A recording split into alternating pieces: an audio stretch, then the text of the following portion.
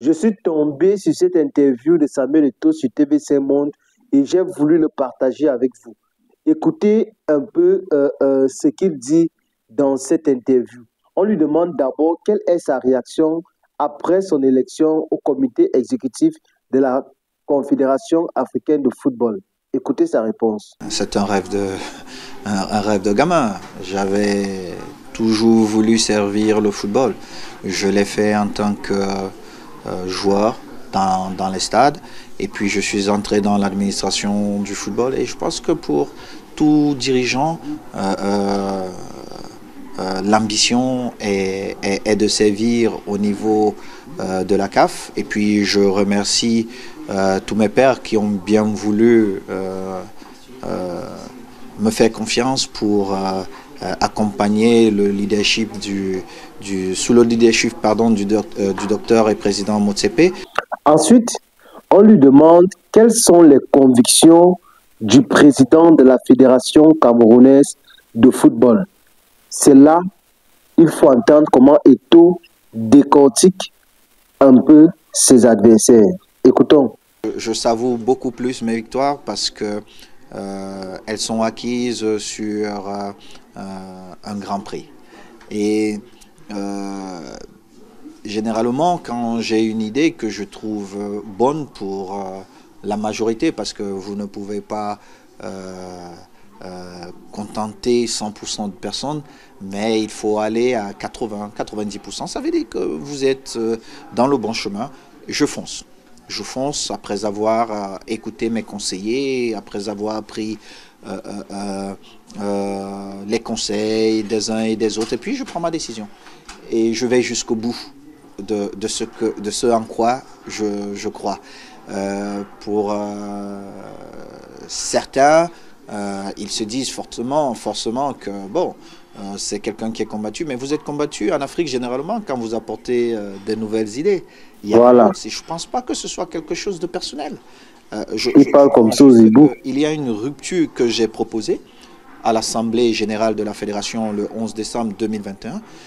Les membres de cette Assemblée m'ont fait confiance et c'est sur la base de ce que j'ai proposé que je suis en train de travailler. Appuie sur like, mon frère. Je Appuie ne sur fais like. pas plus et je ne fais pas moins. Donc, très souvent, quand les gens portent leur critique, je dis, mais le 11 décembre 2021, quand on regardait, je dirais 99% des Camerounais jubilaient sur cette victoire-là. Et aujourd'hui, les mêmes 99% de personnes jubilent. Mais vous n'allez pas interdire à ceux qui sont réfractaires au changement de faire du bruit. Et ils font du bruit. Ceux qui sont réfractaires au changement. Bon, est-ce qu'ils ont raison parce qu'ils font du bruit? Je dis non, parce que je vous prends juste un exemple. Ce qui nous réunit autour du football, ce sont les footballeurs. Donc, au comité exécutif, nous prenons la décision de remettre les footballeurs au centre de tout, juste en demandant au président des clubs de payer leur salaire. Et certains vous disent que non, ils ne le font pas parce qu'ils ont pris l'habitude de ne pas le faire. Et ils crient partout que vous avez les sous. Mais nous, quand nous recevons l'argent de la FIFA ou de la CAF, nous avons, je crois, tous les 3 ou 4 mois, des audits, des auditeurs qui passent, qui contrôlent. Alors, si nous devons sortir l'argent qui appartient aux footballeurs, il faut bien qu'on justifie cet argent. Et la seule chose que nous demandons aux uns et aux autres, c'est de prouver qu'ils ont payé les salaires. Mais c'est pas sorcier. C'est quelque chose, pour ma part, de très simple. Parce que nous sommes passés, je crois, de 10 ou 12 millions qu'ils avaient à l'époque, et quand on payait encore à 48 millions de francs CFA, et c'est beaucoup d'argent pour la Fédération camerounaise de football, pour les équipes de l'élite One. Donc, je reste dans le projet que j'ai proposé et je ne bouge pas parce que je sais que les résultats sont très proches. D'autres nous ont reproché, oui, mais vous n'avez pas gagné des tournois. Je dis, ben, le Cameroun, nous avons eu beaucoup de chance de gagner, mais Je ne souhaite pas être parmi les dirigeants camerounais qui voient les équipes nationales faire 10 ans sans gagner, ou de voir nos équipes nationales gagner avec des joueurs qui jouent en U17 avec 25 ans. Non, généralement, je suis quelqu'un de très fier parce que j'aime énormément mon pays, le Cameroun. Je suis amoureux de mon continent, l'Afrique, et je veux pouvoir regarder les gens et avoir un débat d'égal à égal. Je veux pouvoir entrer dans un stade avec une équipe qui a réellement son âge, tout en sachant qu'elle va vraiment compétir à ce niveau-là, parce que nous ne nous rendons pas compte de certaines choses. Généralement, les équipes africaines, dans les catégories jeunes, nous gagnons très souvent. Mais quand nous arrivons dans les catégories majeures, seniors, nous ne gagnons pas. Mais l'une des premières raisons, c'est juste parce que si nous trichons dans les catégories jeunes, vous ne pouvez pas compétir avec un enfant qui a réellement 22 ans et vous vous dites que vous avez 22 ans alors que réellement vous avez 35 ou 37 ans. Il faut vous faire violence et réorganiser ça. C'est pourquoi nous nous sommes concentrés dans les catégories jeunes. Et je comprends bien évidemment les dirigeants ou surtout même d'autres parents qui sont pressés de changer parfois les âges de leurs enfants parce qu'ils se disent qu'il n'y a pas d'opportunité et ils voient que les opportunités que les enfants pouvaient avoir quand ils avaient un certain âge sont en train de passer. Donc, mais ils ne rendent pas ça qu'ils aiment.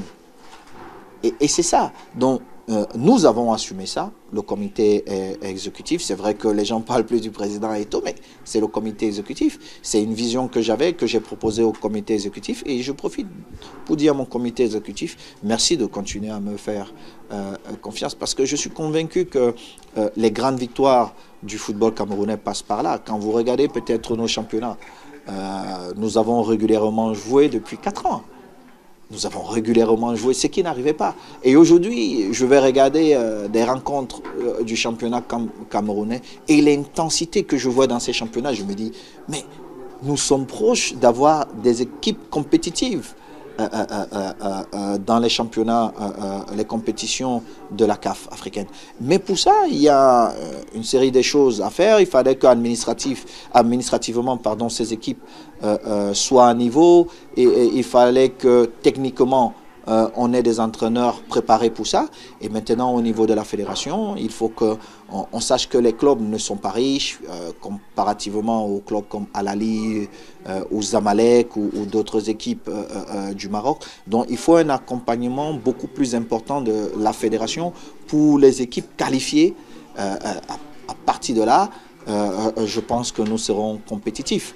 Parce que si nos équipes ont des difficultés parfois à payer leur transport, leur hébergement pour aller jouer peut-être au Caire, vous me direz bien qu'une équipe qui arrive le matin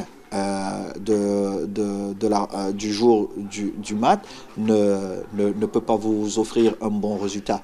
Mais vu tous les efforts que nous sommes en train de faire, les sacrifices que nous faisons pour avoir un championnat digne de ce nom au Cameroun, il est important que la fédération, après tout ce que nous aurons à faire, trouve encore plus d'argent pour accompagner ces équipes qui représenteront valablement le football camerounais. Et enfin, pour la dernière question, on lui demande qu'est-ce que ça peut changer de voir un ancien international au comité exécutif de la CAF. Écoutons sa réponse. Oh, changer les choses, j'espère. Mais comme je vous l'ai dit un peu plus tôt, je ne suis pas élu comme président de la CAF, mais comme membre du comité exécutif, dirigé et géré par le président Motsepe. Ce qui est certain, c'est qu'à travers sa vision, je serai toujours partant pour apporter plusieurs solutions, pour qu'il prenne, pour ma part, les meilleures décisions pour les victoires de notre continent. C'est la contribution que j'apporte dans ce commerce. Et comme moi, il y a bien d'autres qui sont passionnés du football, qui veulent voir cette Afrique à ce niveau. Et je suis convaincu que tous ensemble, sous le leadership du président Motsepe, nous allons arriver à faire avancer le football africain. Bon, voilà donc l'interview de Samuel Eto'o accordée par TV5 Monde. C'était sur 3 questions et Samuel Eto'o, sur la deuxième question, a bien expliqué le contexte camerounais et comment est-ce qu'il gère la fédération, comment est-ce qu'il gère ces conflits-là, pourquoi est-ce que les présidents des clubs se plaignent. Vous comprenez bien, non? C'est alors ça. Restez donc connectés toute la journée pour les prochaines vidéos. Cliquez sur la cloche de notification parce que j'ai remarqué que vous regardez mes vidéos et puis vous ne cliquez pas sur la cloche de notification pour que lorsque je poste une nouvelle vidéo, vous puissiez avoir la notification directement et de regarder. Cliquez donc sur la cloche de notification, sur like, laissez-moi des commentaires. Ciao, ciao.